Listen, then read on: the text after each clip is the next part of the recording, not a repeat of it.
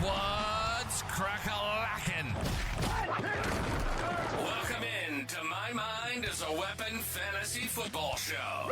Welcome in to episode 104. I am your host, SleezBall. Today's episode will be my wide receiver start 'em, sit 'em heading into week 7, every single matchup. And remember, guys, the Cowboys and the Bears are both on buys this week, so get them out of your rosters here this week. Make sure they're not in your lineups. Before we dive into it, guys, make sure you smash that like, make sure you smash that subscription, turn that bell on. All the support is absolutely appreciated. Helps me out a ton, guys. I will be live today before the kickoff, 5 p.m. Eastern. If you guys want to pop by there as well, come on through the chat. Any questions you have, I'll be drafting, looking at DFS lineups, and answering all questions today. And of course, if you can't make the live streams, you can drop any questions you have in the comments. It does not have to pertain to this video. My goal is to answer every single one of them and get you guys that weekly win and get you that ultimate goal of a championship, guys. And all my rankings are out as well. If you want to see all the weekly rankings, I have my quarterback, running back, start-em, sit-ems as well. And I'm going to get my wide receivers right now and my tight ends next. So you guys will have all my start sits, all my ranking content before Thursday. And then I'll dive into a couple of different videos later in the week after that. And let's dive into the wide receiver, guys. Sorry, man, I'm just waking up. Let's get it going.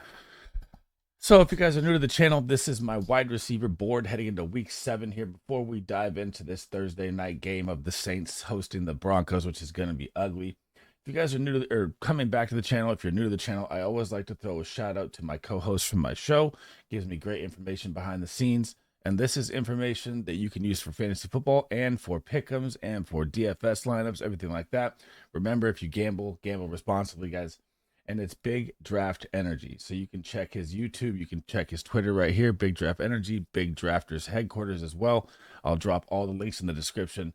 My man does great work behind the scenes. Helps me out a ton. Sends me tons of information that helps my videos. Always on my show. He'll be live later. I'll be live on his show. So take a second. I know it's whenever I say it, people don't do it. Make sure you take 1 second, click one button, smash that follow, turn that bell on. It will help you out a ton. I promise you. Now, what we're looking at here is this is the most wide receiver advantageous matchups for week 7 for touchdowns. So these are the defenses that give up the most touchdowns to the wide receiver position, the top 10. So Mike Evans should be Chris Godwin at the top, though, number 1 wide receiver in fantasy football. But look, so these are like a couple smash plays or touchdown upside plays you need here. So Mike Evans, Baltimore, the worst. And I'm going to keep throwing one name match you through these posts so you can see why I'm so high on this guy this week. Pop Demario Douglas, number 7, touchdown upside. Okay, these are what you want to screenshot. You can pause the video, screenshot, click it with your phone, take a picture, whatever you want. I'm going to go through 3 of these. So this is the most advantageous week 7 wide receiver receptions. So when I talk about like all week, Detroit Lions versus Minnesota game, this can be an absolute shootout game. Look at the receptions right there. And look whose name you see at number 3, Pop Dizzle Douglas Demario D. Right? So another smash play there as well here. Then we move on to wide receiver yards. Most advantageous matchups for wide receiver yards the defenses give up. Look at the top again. Justin Jefferson, Amon-Ra. Shootout game. Look who's number 3 again. Pop Dizzle Douglas. That's why I like him so much this week, guys. So that's the 3 pictures right there. Make sure you smash my guy a follow. Support the fam. Trust me, it's worth it. Now, on to the Broncos game here. This is going to be brutal, guys. I mean, it's so ugly here. So the injuries in this game first that we need to talk about. I'll go through the Broncos here. But you have Patrick Surtain, the star corner that locks down everyone, is out. Chris Olave with a concussion. He's out. Rashid Shaheed's season could be over. We don't know the update yet on the meniscus tear, but definitely going to the IR. And we also have Taysom Hill out with the ribs. So this is going to be a really, really run-pound, run-heavy game here. I feel like field goal kicking really ugly in this game. But the matchup looks great for the Broncos, but their offense is terrible. And Courtland Sutton's going to draw Lattimore. And if you go back to my video from last week, I said, Mike Evans, you're going to temper your expectations because Lattimore's a lockdown corner. So if you're looking at the Saints defense, it's a good matchup. They rank 23rd versus the pass. Their strength is stopped in the run.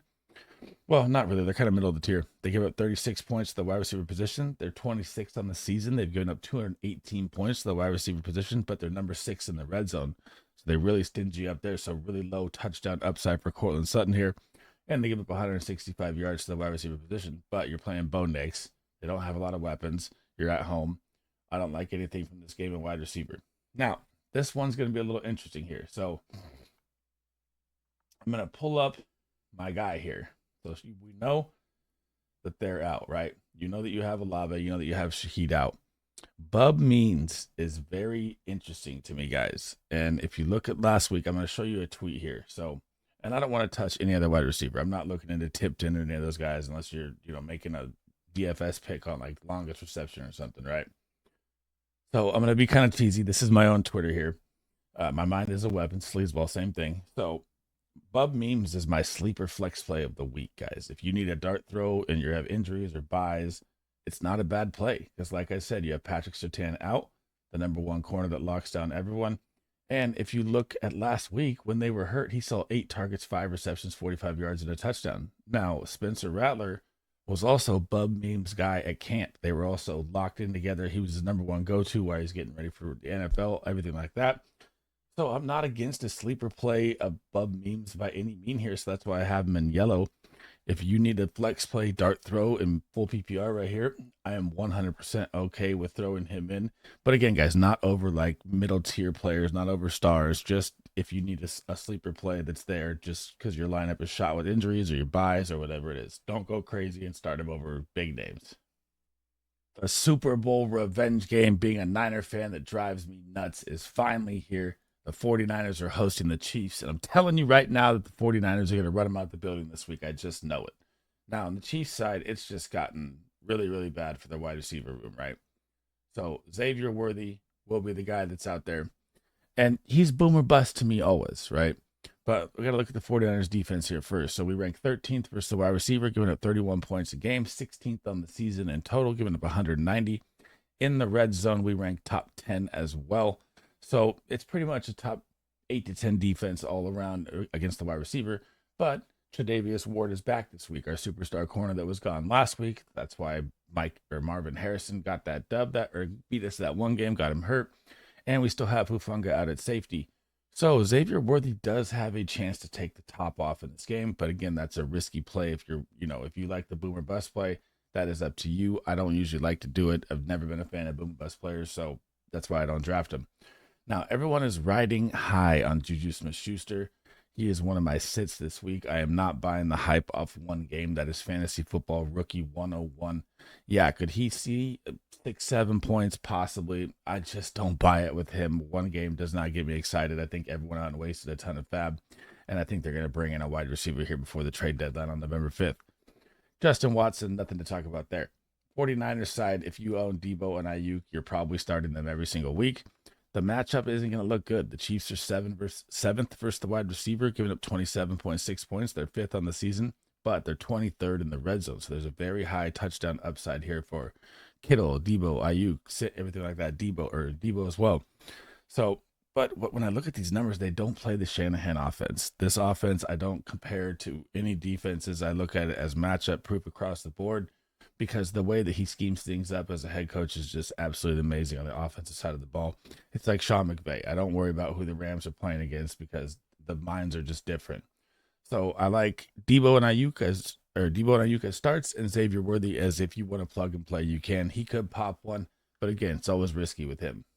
One of the highest point totals of the week in Vegas at 51.5 is going to be the Seattle-Atlanta game, and I feel like there is going to be points flying everywhere in this game. Now, when I'm looking at the Seattle Seahawks side here, I actually like DK as a smash start this week.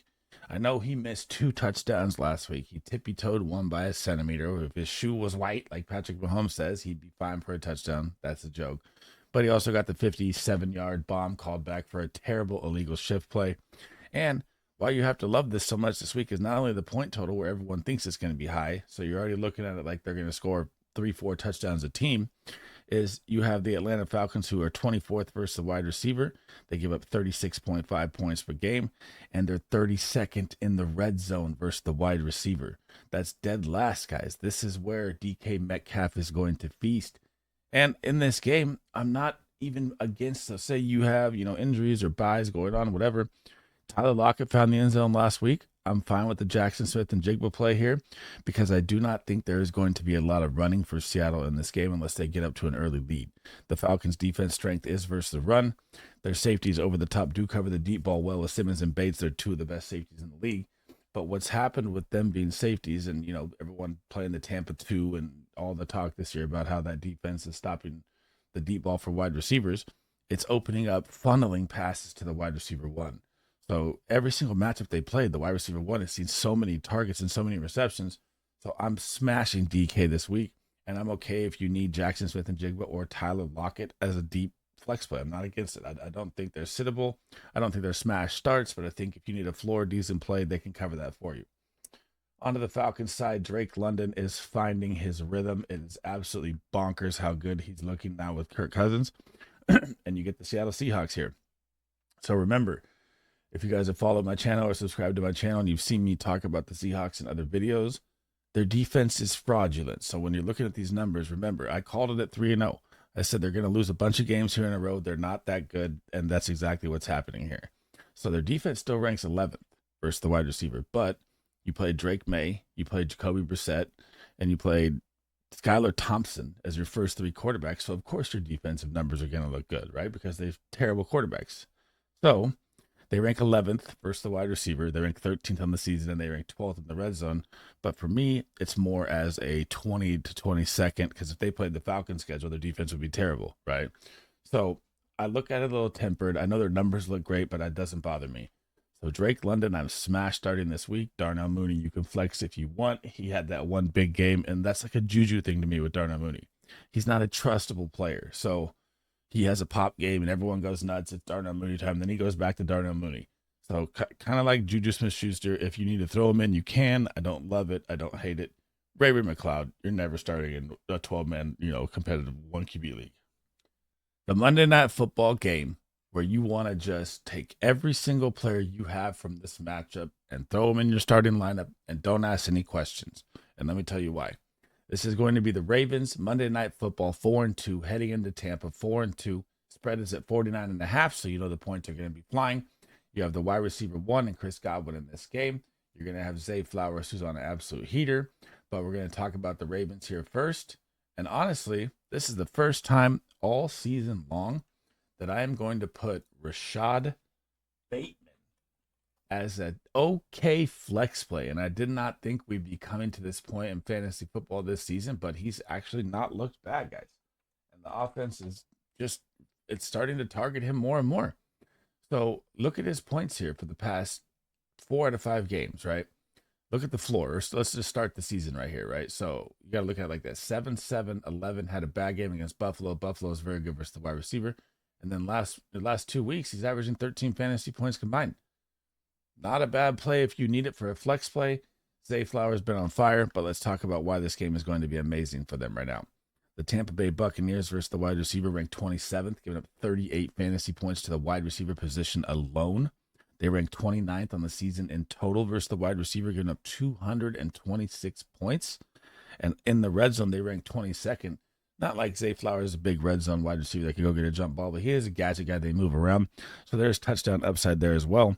And they give 163 yards to the wide receiver position alone weekly. That is absolute smash play, everything for wide receivers against Tampa all the time because they can't stop the pass. Now, when I'm looking over at the Bucs side here, oh, man, I'm just going to keep tooting my horn on this one, guys. I said this is why you subscribe to my channel right here. This is why you turn that bell on. I said all year long that Chris Godwin is going to outscore Mike Evans by a mile. And look he's the freaking wide receiver 1 right now. And you got him at a 3 to 4 round value later. I've literally quoted that almost 100 times in all my videos, all my tweets, everything like that. Just wanted to throw it out there, because it's one of my great calls of the year. In this game, though, I could put Sterling Shepard here over Jalen McMillan, but I'm not starting him, right? So Chris Godwin, Mike Evans, absolute smash plays here, guys. So you looked at Tampa defense, and I gave you their numbers. Don't worry, Baltimore's worse. So Baltimore is 30th versus the pass, giving up 44 points per game to the wide receiver position. That is absolutely bonkers. They rank 31st on the season at 263.3. They rank 30th in the red zone. So this is all around a top 2 worst bottom defenses versus the pass, right? And Tampa Bay right behind them at like the top 5 worst. And just listen to the numbers. They give up 187 yards per game to the wide receiver position. Tampa and Baltimore both very, very bad versus the pass. And Ravens are number 1 versus the run, obviously, right? 42 yards a game they allow. But where is their weakness? tight end, defense, everything. They can't stop anything. Neither of these defenses can stop the pass. It's going to be a high-flying game. I want all the superstars in this game, and I'm okay with Rashad Bateman as a flex play if you need. And honestly, I'll throw it out like this. So my first guy was Bub Memes. I would say I like Rashad Bateman as a better flex play over Tyler Lockett, something like that, because I think this game is going to be a higher scoring game here. Heading into the Panthers and Commanders. So the 1-5 Panthers are headed into the 4-2 Commanders here. And what's crazy is this is a 51.5 point over game right here. So Vegas thinks the points are going to fly. I think the points are going to fly. And what's crazy is like, I got to break it down for you. Let me get to it first here. So Panthers side here, absolute 100% smash start Deontay Johnson. And Xavier Legette is also going to be that guy that I'm okay, kind of like the other videos, or the other guys, the other teams I talked about, is a flex start. Because you look at the Commanders defense, guys, the Commanders versus the wide receiver are very, very bad. They rank 28th on the season, giving up 40 points per game to the wide receiver position. They rank 30th on the season, giving up 240 total points to the wide receiver position. And they rank 28th in the red zone. So very high touchdown upside here for Xavier Legette, Deontay Johnson. I'm not going to throw out Mingo or anything like that. Adam Thielen's still on IR. Nothing to talk about there. But man, I think Andy Dalton is going to be a smash play here too. If you've watched my quarterback video from before, 51.5 points. If Vegas believes it, you got to believe it too. And man, it's just the opportunities are glorious here. Everyone smashes the Commanders defense in passing, and it's going to be one of those big games for the Panthers wide receivers. I'm okay with flexing Xavier Legette also.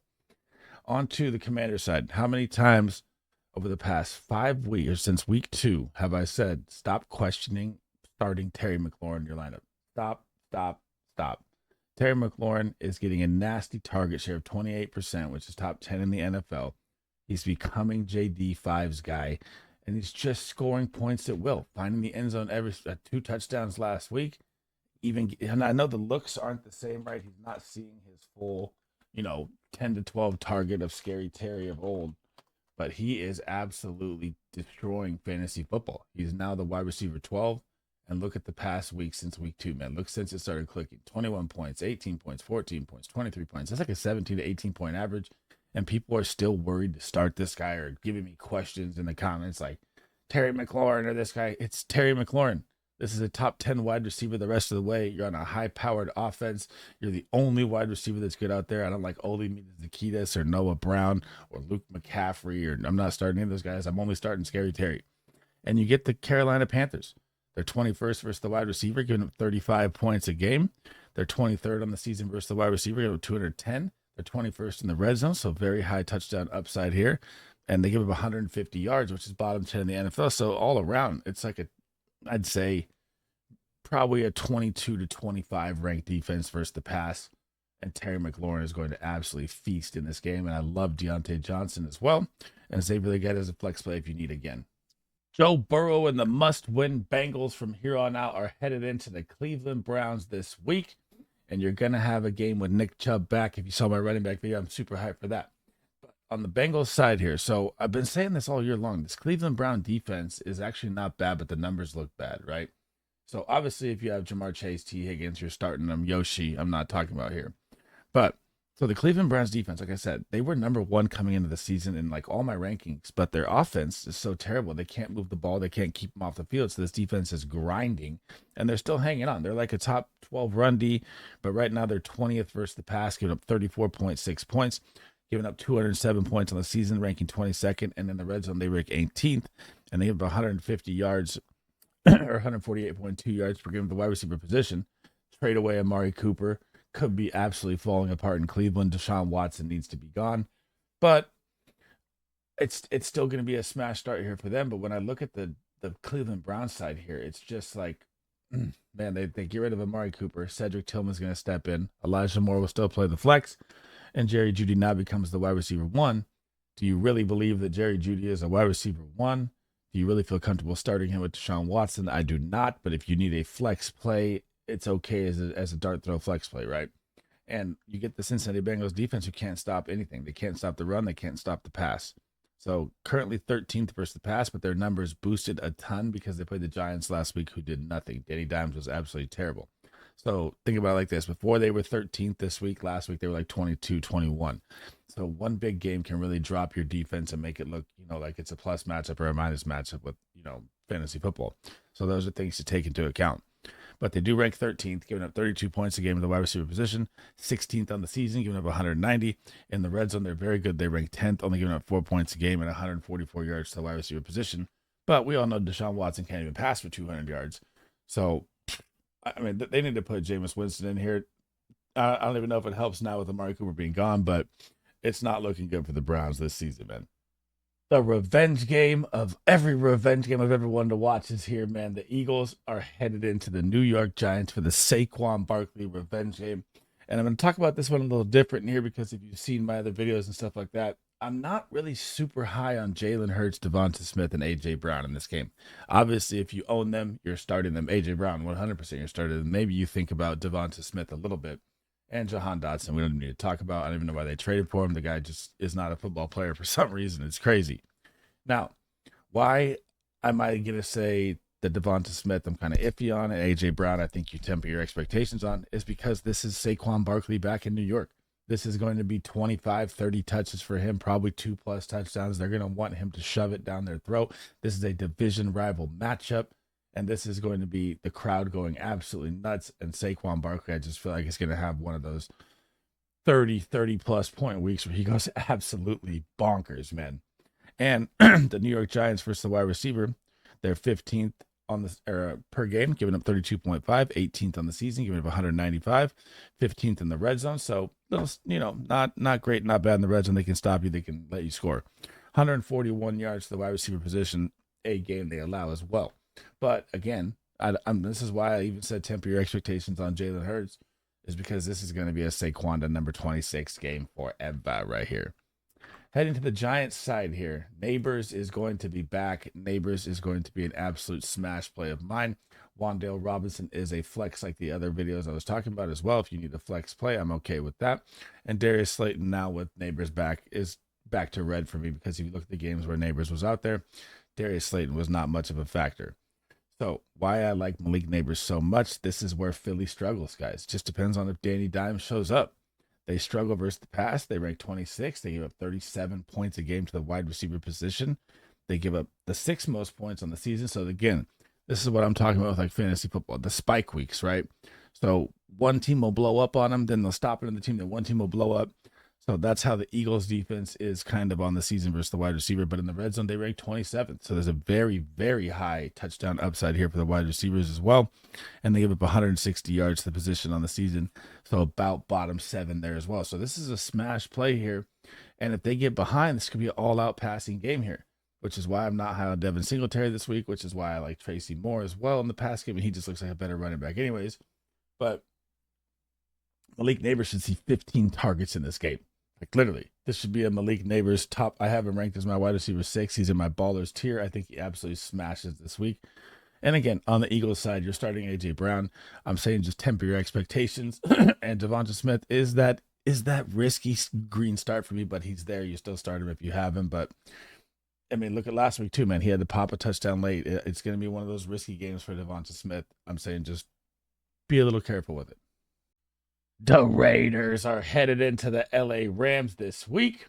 And man, this is a must-win game for the Rams here, 100%. I mean, they cannot go 1-5 and think that their season is going to be anything else but a nightmare if they don't win this game.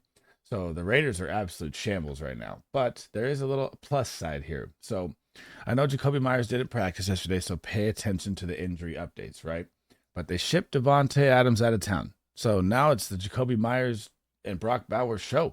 These are going to be all they have. Their run game is terrible. So they're probably going to be playing from behind, and the volume could be here for Jacoby Myers, and I like him as a start this week. You get the Los Angeles Rams defense. They rank 16th versus the wide receiver, giving up 33 points a game. They rank 9th on the season. So again, that's that spike week up and down where they have a pop week against them. They rank 16th in the red zone, and they give up 141 pass yards a game to the wide receiver position.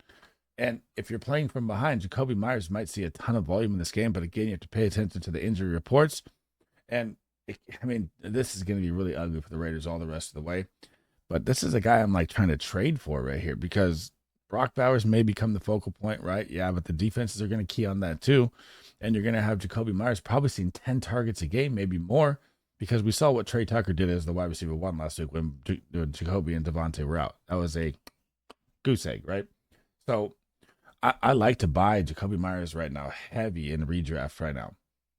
Heading down to the LA Rams side here, guys. Look who's gonna be back. Cooper, Triple, Crown, Cup. He's a must start every single time. This is an absolute smash play.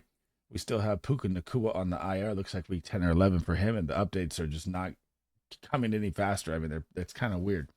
And Demarcus Robinson, or you could put Jordan Whittington in here if you wanted, or Tutu Atwell. I don't really like as a start. I'm putting him in yellow as Nah, I'm going to change it now. I'm going with once Cooper Kupp is back, this is going to be 10 to 15, 17 targets for Cooper Kupp in this game. You get the Las Vegas Raiders defense. They're actually not bad versus the pass, guys. They ranked 9th, giving up 28.7. They ranked 11th on the season, but in the red zone, they ranked 17th. So there's a high touchdown upside for Kupp here. And they give up 131 yards to the position. But when you have Stafford coming off a bye, the team is healthy, Kupp is back. I mean, he only looks at Cooper Kupp. It's just crazy. So that's why I changed Whittington or Demarcus Robinson midstream right there because, man, look at week 1. He had 20 targets, guys. Or I think was it week 1 or week 2? I don't know which one it was, but it was freaking bananas. So in this game, though, it could also be what I'm afraid of with Cooper Kupp's return is it could also be a Kyren Williams just eat game because these Raiders are tanky, man. It's done for Oakland. They're burning it down. The bridge is done. They're selling all their pieces away. And it could be a Kyren Williams game, but I'm still starting Cooper Kupp either way as a smash play. I just worried that, they might ease him back in if they get a little lead here and Kyren Williams could just run away with the show. One of the absolute games I cannot wait to see, guys, is the Jets and Aaron Rodgers and newly acquired Davante Adams, his boy from Green Bay for this entire career. So in this game here, and if you own Davante Adams, do not be crazy and think that you're not starting him here. This is one of those plays where I'm throwing the rules out the window here, right? I'm throwing it all out the window. So Pittsburgh Steelers pass defense is amazing. I know all of this. Porter Jr. is a lockdown corner. I know all of this. And they rank 10th versus the wide receiver, giving up 29 points a game. They rank 12th on the season. And they rank 13th in the red zone. So pretty much a top 9 to 10 defense all around versus the wide receiver position. They give up 144 yards to the wide receiver position as well, guys. Now, in this game, you're telling me that Davante Adams is going to come out. It's going to be absolutely electric. And you're going to sit Davante Adams because he's on a new team, needs a new learn playbook. I get all that with Amari Cooper. But this is going to your best friend for a long time. This is going to Aaron Rodgers like he handpicked this whole team, man. Look, Allen Lazard from Green Bay. Garrett Wilson, superstar. Number 1 targeted wide receiver till Davante Adams is coming to town. Probably going to hurt Garrett Wilson a little, but I'm still starting him because how are you going to stop this? How are you going to stop this at all from here on out, right? Now it's going to open up all the lanes for Breece Hall. There's going to be no stack boxes either. Man, Aaron Rodgers is one of my favorite pickups on the waiver wire if you can. I don't even care if they're playing Pittsburgh. It's going to be absolutely lights out. I cannot wait to see this game, and I'm starting both of them, and I don't care if Davante is traded to a new team here because it's not like he's traded to someone he doesn't know. Heading to the Steelers side here. So George Pickens, for me, I have green right now. We're going to swap that to red. I do not like George Pickens this week. I know most people are going to say that Russell Wilson being the starter is going to help George Pickens, and it's going to be a different looking offense. It's going to be ugly. This is going to be not what people think. It's going to be Boo Bears by halftime are coming out and crying for Justin Fields to come back, which should be the starter in my opinion. How do you go 4-2, almost 6-0 and lose your job? It's insanely crazy. But you get the New York Jets. You get Sauce Gardner on one side. You get DJ Reed. Yes, can Pickens win a jump ball? 100%. He's one of the most athletic wide receivers there is. I just don't like it in this game. The Jets are number 4 versus the wide receiver of the season, or per game. They're number 7 versus the wide receiver of the season, and they're top 5 in the red zone. I think Russell Wilson's going to be, if he can still run, I would say running for his life, but I think it's going to be, I've tweeted this, I've said it 100 times. I said week 7, this game, Russell Wilson will go out there, he will lose, and by week 8, you'll have Justin Fields as a starter again. It's exactly what I think, and I'm like 90% sure that's going to happen, guys. But I don't like any Steelers in this game. Oh, we're finally here. The game of the week. 50.5 points in Vegas, over under. Big division rivalry matchup. The 4-1 Lions are trying to knock off the undefeated Minnesota Vikings in Minnesota this week. And guys, if you saw the beginning of the video, remember how it went. Remember touchdowns, yards, receptions. This is the game where both these teams are good at stopping the run and terrible at stopping the wide receiver and the pass. So when you look at the Lion, we'll start with the Lions side here first. If you have Amon-Ra, you're starting him every single game. I cannot believe I'm doing this, but Jameson Williams, a boomer bust player, I usually try and put in yellow. This is going to be a game you can start Jameson Williams in. The Minnesota Vikings, guys, this is bad. Dead last in the NFL versus the wide receiver, giving up 44.7 points per game. 28th on the season. They've given up 232 points to the wide receiver, 223 points to the wide receiver position. They're 29th in the red zone, so the touchdowns fly on them to the wide receiver position as well. And they give up, guys, 210 yards just to the wide receiver. This is not even running back receptions. This is not tight end. This is just wide receivers. 210 yards a game. You're smashing Amon-Ra. You're smashing Jameson Williams.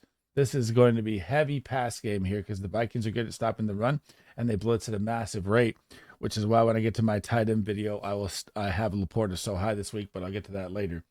On to the Vikings, after this video. On to the Vikings side, Jedez is my wide receiver 1 on the week. He's going to go absolutely bonkers, guys. Now, who's 3 spots right above the Minnesota Vikings at the bottom of the list? The Detroit Lions, 29th versus the wide receiver, giving up 43 points a game. They also give up 215 points on the season. That ranks 25th. But in the red zone, they're way better than the Vikings in the red zone. They are number 11 in the red zone, but still it's Justin Jefferson. Yeah, don't worry about him. But here's what's even better, guys. So the most points given up to the wide receiver position is the Detroit Lions at 211. That's just to the wide receiver position, okay? The only team behind them that's close is the Minnesota Vikings. They're at 209. There's no other team that allows 200 passing yards a game to the wide receiver position. The third next behind that is the Jacksonville Jaguars at 192. So they literally have a 18 yards per game just to the wide receiver position average over every other defense in the NFL. This is why you want all the wide receivers in this game. You want to start them all. I'm okay flexing Jordan Addison. I don't want to call him a wide receiver 2. He could be a low-end wide receiver 2. But if you need to flex him, I'm fully okay with that. This is going to be a shootout game. Sam Darnold now also is going to have Aiden Hutchinson out, so the pressure will be less. I really love Sam Darnold this week as well. And I think this is going to be just an awesome game to watch. I think it's going to be absolute fireworks. Start them all. I mean, how many good games can we get in 1 week, man? The Houston Texans are heading to the Green Bay Packers this week. Another game that I'm going to probably have to rewind, be glued to the whole way because there'll be so many games going on. But these are like 3-4 games this week that I want to watch full play-by-play that I will do after, even though we'll have tons of screens going watching the game. But so this game is a 47.5 over in Vegas, over under. 5-1 Texans, 4-2 Packers. Big game here, guys. Texans side, you still have Nico on IR. You're going to have Stephon Diggs. You're going to have Tank Dell. But for me, Stephon Diggs is going to be a little temper your expectation play here. I said the same thing last week with Christian Gonzalez. He beat him on a slant, so I had to eat that one. He did score. I had him as my superstar sit last week, so very, very tough. He's still a top 7 wide receiver still, which is absolutely crazy to me. It is helping that Nico Collins is out. But in this game, I love Tank Dell more than Stephon Diggs, guys. You're going to get Jair Alexander, Tank Dell. The Green Bay Packers allow just splash play after splash play. That's how they get beat on defense, is the deep ball pass here. And the Tank Dell, which saw 9 targets last week, looked to be back. One of my favorite smash starts this week is going to be him in my video later this week as well, too, here. The Green Bay Packers give up 33.8 points a game to the wide receiver position. That ranks 18th. They give up 202 points to the wide receiver position on the season. That ranks 20th. And they give up 8.7 in the red zone. So very high touchdown upside here in the red zone. You could say that, Tank Dell's not a big body, but look at last week. Ran around the back of the end zone, made the diving catch. Great catch in the end zone. That's a red zone touchdown. So the upside is very, very much there for the Green Bay Packers. They allow 147 pass yards a game just to the wide receiver position. And I think Tank is going to have the exploding Tank game this week where you're just like last year when he just hits the scene and you're like, oh my God, Tank Dell. This is your go buy him now, even though he scored last week time right now. because even with Nico Collins on IR, that hamstring they said could be even longer. So you could be getting a wide receiver 1, or I'd say high end wide receiver 2 here for about 4 to 5 weeks till Nico comes back. And I think the connection is just going to grow with CJ Stroud. On to the Green Bay Packers side. God, this offense is just unreal. They're going to be a really, really scary threat in the playoffs for my 49ers, men. Jaden Reed, Jesus, wide receiver 4 overall, only on like 70% snap share. So, if, he's kind of a gadget guy, but man, he only needs like 2 touches to just take it to the house. And if Jordan Love wasn't hurt for weeks 2 and 3 with that gruesome injury in Brazil, Jaden Reed would probably be wide receiver 1 right now, guys. Probably the biggest steal in fantasy football. The man looks absolutely electric. Scored last week, hurt his ankle. Came back in the end of the game, didn't have to, like showing grit for the team. I like that. And Christian Watson, man, dude, he almost could have had 2 touchdowns last week. After all, high ankle, he's always hurt. That's always a risk. But when he's out there, he's productive, man. He's a red zone threat. He sees so many targets in the red zone. It's absolutely crazy. Big body, deep ball guy. And where do the Houston Texans get beat, guys? In the pass game. Their run defense is top 2. They're top 2 versus the tight end. Their front 7 is nasty. They get beat in the pass game. They rank 17th versus the wide receiver, giving up 33.5. They rank 19th on the season versus the wide receiver, and they rank 14th in the red zone. So altogether, about a top 15 defense, 15 to 17 defense all around here, giving up 159 yards per game to the wide receiver position. Jaden Reed is going to be a smash start of mine. This is going to be a very high-scoring game. And Christian Watson, if you need a flex play, I'm not against it. The man could find a deep bomb, could definitely see a red zone target. This defense is not strong versus the pass. They're middle of the pack. And Tank Dell and Stephon Diggs are still going to be smash starts for me. But again, with Stephon Diggs, I'm tempering expectations because he's probably going to draw a Jair for like 60-70% of the game. The early morning London game is going to be one of the games where the wide receivers are going to absolutely smash in this game. So we have the Jaguars. You could say hosting, but they're in London for some. They are London's sweetheart home team anyways here. And this guy, we're headed to the Patriots side here. So first of all, the game is going to be 42.5 over-under. So they're expecting at least, 4 or 5 touchdowns in this game, right? But this guy right here, you should be buying. You should have picked up on the waiver wire when I said he was one of my sleeper smash starts last week. Absolutely pop dizzle Demario Douglas, guys. Over the past 2 games, I've seen 9 target a game, is averaging 15 points a game over the past 2 games as well. And you get Drake May that unlocked this offense 100%. Now, before I dive into the Jaguars defense and why I love this so much, Jalen Polk. I've done over 50 videos on this guy saying the same thing. I scouted him all the way from Washington. I watched a ton of tape on him. I watched everything there was. And I never thought he was the guy. I've always been saying Javon Baker's a better wide receiver. And look what Gerard Mayo just said. He just said they're going to be shaking up this wide receiver room this week. So Javon Baker, man, keep your eye out for my guy. This is my sleeper call of the year since the preseason, or since the camp and everything. Just give him a shot out there with Pop D, and I swear to God, this offense will look so much better. Jalen Polk was always a possession guy to me that thrived with Rome Odunze popping off in Washington. I thought Jalen McMillan was better than him coming out before the injury. So, and why you got to like this so much? All right, I almost jumped ahead. Jacksonville Jaguars, guys. 31st versus the wide receiver position. 44.2 points per game. 32nd on the season. They allow the most points to the wide receiver position. And 24th in the red zone. So touchdown upside is there as well. And remember, I said only the Detroit Lions and the Minnesota Vikings give up 200 plus yards to the wide receiver position in the game. The Jacksonville Jaguars are 192. So they're third. And then after them, it takes a drastic drop, guys. So that's kind of crazy if you look at it, right? So Vikings, Detroit Lions, 210, 202, over 200. Then the Jacksonville Jaguars, 192. And then there's the Baltimore Ravens at 187. So I guess that is close, my bad. And then it goes all the way down to like 160. So those are like terrible pass defenses altogether. So you smash start everyone against them. Now to the Jaguars side here.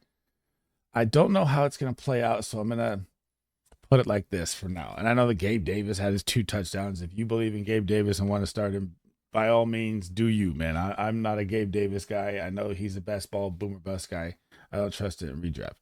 Now, why I have Brian Thomas Jr. in yellow this game is because I don't know who Christian Gonzalez is going to be on here, right? Has BTJ earned that number 1 role? In my opinion, he's the number 1 wide receiver here. Christian Kirk, still a good football player though. So, and he plays mostly in the slot. Christian Gonzalez can even cover the slot. He goes everywhere. He travels all over the place. So for both of them, I was going to put them both in yellow, but I think it's going to be a Christian Kirk game. I think BTJ has earned that I'm the guy kind of role here. I think he will draw Christian Gonzalez as the alpha, and I think Christian Kirk will be the better play here. But they're both startable. So, don't get that mixed up in any way. I just can't in my mind decide who he's going to guard. So if he's on Christian Kirk, then BTJ is going to the moon. If he's on BTJ, then Christian Kirk's going to the moon. Either way. So the New England Patriots defense versus the pass, guys, is ranked currently right now on the season 19th, giving up 35 points a game to the wide receiver position. They ranked 21 on the season versus the wide receiver and 18th in the red zone. So about a ranked 20th defense all around if you combine all three. And in yards per game, they give up 160. So this is going to be a game where it's very, very pass heavy. Both these defenses can't stop the pass, and I like a lot of things here. So I think Demario Douglas, he'll be on my smash video. He's one of my favorite plays of the week. I'm starting him over big name wide receivers this week, by the way, guys. BTJ, Christian Kirk, remember, I like them both as starts. I'm just tempering expectations on BTJ, thinking that he's getting the star quarterback, Christian Gonzalez, and Gabe Davis, man. Come on. The 3-2 Los Angeles Bolts are headed into the 2-4 Arizona Cardinals for Monday Night Football, guys. And it looks like we're not going to have Marvin Harrison out here. Again, I don't know that. So he's in concussion protocol. That's the first person I'll talk about before I dive into the Chargers. And no players pass concussion protocol in a week here. I know you're going to get the Monday night game, which really, really sucks for fantasy football owners. So you're thinking like, oh, do I play a flex play here? Like what if I have Cortland Sutton, right? And Cortland Sutton's my only wide receiver left. Do I play him on Thursday night? Or do I take the bullet of riding for Marvin Harrison and maybe having to throw Greg Dortch in as a flex off the waiver wire? So for me, I like to play it safe. I don't know this officially, but I'm going to say, in my opinion, he's 80% out on Monday Night Football. So I'm going to play anybody I can instead of taking that risk. That's just my information for you guys to think about in the week. Now, to the Chargers side here, Lab McConkey, man, absolutely popped off last week with targets. Had his season high in targets. He had 8. Justin Herbert's connections looking like it's there off the bye. Now, is this going to be a run-heavy J.K. Dobbins game? Yes. But am I okay starting Lab McConkey as a wide receiver 2 or flex play? 100%. The Arizona Cardinals is a smash play, guys. They are ranked 25th versus the wide receiver, giving up 36.8 points. They rank 27th on the season, giving up 220. And they're ranked 31st in the red zone. So there's a very high touchdown upside. I would say that touchdown upside is probably bigger for Quentin Johnson because he's the bigger body here. But I don't like Quentin Johnson or Josh Palmer as starts. But they also give up 156 yards in the game. But the way I look at this game is the Cardinals are just struggling. Kyler Murray is not playing good. Call of Duty isn't out yet. He's struggling without his game. I'm just kidding. But I know that Marvin Harrison is gone now, so you think they'll lean on Connor more. No, they will not. The Los Angeles Chargers are very good versus the run. They're good versus the pass. This is the top 3 defense all the way around statistically. Now look at them versus the wide receiver. Chargers are 5th. They give up only 26 points a game to the wide receiver position. They're 3rd on the season versus the wide receiver. They're 8th in the red zone versus the wide receiver, and they allow 128 yards. I don't like anything from the Cardinals side unless you want to hope for a high touchdown upside play here for Michael Wilson, right? Because he's a big body. He got a teeter last week. He could do it again. But it's very, very scary for me. So this is a still yellow, but very deep sleeper play here because the Chargers defense is absolutely lights out. And then Lab McConkey is going to be a start for me, but I think it's going to be just a heavy dose of J.K. Dobbins this game. The matchup is beautiful. The Cardinals can't stop the run either. And I think this Charger defense is going to absolutely smack Kyler Murray in the mouth of this game. And it's going to be really ugly on the Cardinal side. One of the uglier games I think we're heading into here, and it's going to sound crazy because you're going to have Josh out on the field in this game, right? So you have the Tennessee Titans heading into the Buffalo Bills. Titans at 1-4, Bills at 4-2, coming off a big win last week. But in this game, you do have Amari Cooper newly acquired to the Buffalo Bills. We'll talk about him in a second here.